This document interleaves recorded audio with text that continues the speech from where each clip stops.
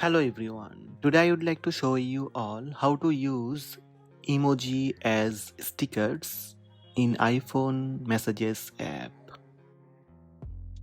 Let's have a look. First, open Messages app on your iPhone. Make sure you are using iPhone iOS 17 or later. Open any conversation to send emoji as stickers. Tap iMessages to start conversation. Now tap the emoji button in the bottom left corner of the screen.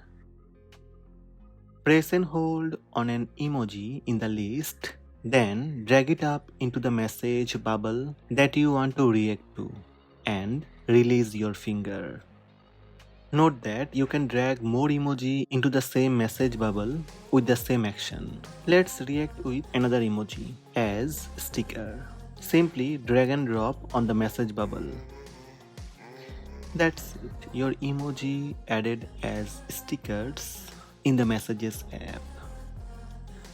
To edit emoji stickers on a message bubble, press and hold on the emoji, then tap Sticker Details in the pop-up menu.